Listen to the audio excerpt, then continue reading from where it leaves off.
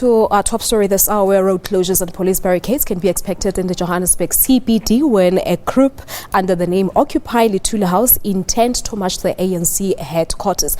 We cross now live to our reporter Aldrin Sampear, who is at Luthuli House this morning. Aldrin, good morning to you. How are things looking this morning? I mean, we've learned that the police presence is very high and the MK veterans are guarding Luthuli House. Well, good morning, Palisa. Yes, already a hive of activity here outside Luthuli House. I'm just going to step out of shot quickly just to give you a sense of what's exactly happening outside Luthuli House at the moment. As you can see that you have JMPD officers trying to redirect traffic. The roads are still open, but President Street has been closed. That's the street right in front of Luthuli House. And in the background as well, the people that you are seeing wearing military gear, what resembles military gear, camouflage, those are the MK Military Veterans Association that have come out in the numbers and said that they will defend Luthuli House. We understand that they've been here since early this morning, from around 4 o'clock this morning, and they are expecting more people to come. And as we just heard in those two other packages, you're expecting the ANC Women's League to be here. They said they will also be defending Luthuli House. We expect the ANC Youth League to be here as well. Actually, on Friday, when I spoke to the president of the ANC Youth League, Colin Miner, he said that they're expecting about 6,000 ANC Youth League supporters and members who will be defending Luthuli House, and we'll have to wait and see whether those numbers will indeed gather at around 6,000. But one have to say that this is truly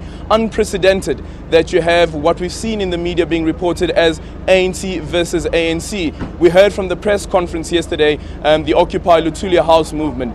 Those are members of the ANC. Remember that Ronald Lamula, for instance, he was the deputy president of the ANC back when Julius Malema was the president of the ANC Youth League, rather. And Ronald Lamula was his deputy. Ronald Lamula lost out, of course, against Colin Miner last year, actually in September as well, at the ANC Youth League Congress, where Colin Miner was elected as the president of the ANC Youth League. And then you have Mcebo Dlamini. Remember that Mcebo Dlamini was one of those who were actually leading the Fees Must Fall march here in Johannesburg, part of the students from Witwatersrand, the University of Witwatersrand, and then of course Gugundima. Remember that Gugundima was addressing a press briefing actually on Friday when she was interrupted by ANC Youth League members in the city of Tshwane, saying that that press conference will not be going ahead because she has no authority to be speaking on behalf of the ANC. And they've made a call calling on ordinary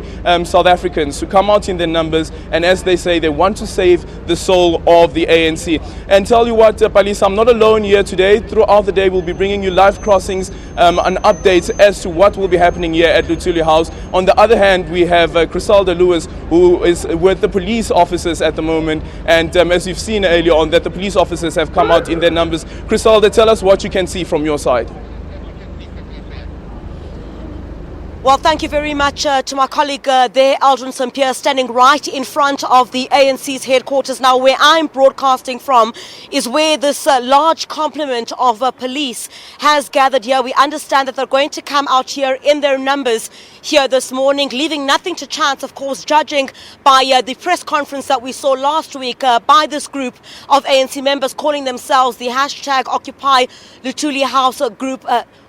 Judging from what took place at that press conference and the interruptions, certainly police are leaving nothing to chance here at the moment. We did try to speak to one of the officers here this morning to try and find out exactly how many police officers there are. They're not willing to give the numbers, but certainly nothing is being left to chance. There's barbed wire that has been brought around the ANC headquarters here in the Johannesburg CBD. I'll just walk a bit this way as well, just to show you exactly what is taking place here at the moment.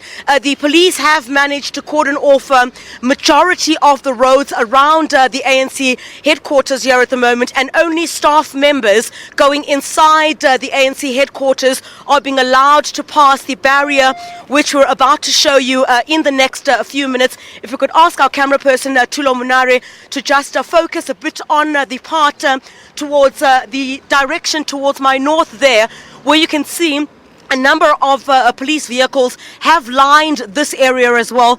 quite stringent security checks that are taking place here, and certainly what we were expecting, as Aldrin Sampear had pointed out, is a number of the ANC members who are against this protest to come out here and do what they say is defend the headquarters of the ANC. But of course, one of the demands by this group is that they're calling for President Jacob Zuma, the ANC president, to resign, as well as the National Executive Committee. But of course, President Jacob Zuma is not in the country at this point. He is, of course, attending the G20 summit in Hangzhou in China. So certainly remains to be seen what the ANC will say about this group of members who are dissatisfied with a number of things, including the Fees Commission, calling for its disbandment, and essentially saying, I guess, what many of them have been saying throughout the course of the week in the run-up to this protest, is that they're unhappy with the state of affairs within the African National Congress, and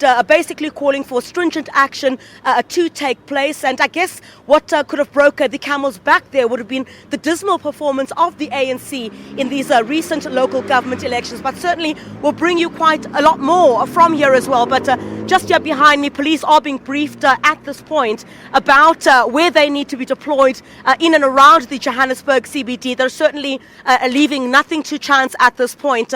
Some of the barbed wire, as I said, does surround the parameters around the headquarters of the ANC. But we'll certainly bring you more. We're expecting that march to get underway at 8 o'clock this morning. What the reception will be, what the conduct will be of that march this morning certainly remains to be seen. But we'll be live throughout the course of that protest outside the headquarters from the different directions here at the ANC headquarters in the Johannesburg CBD. It's back to you in studio.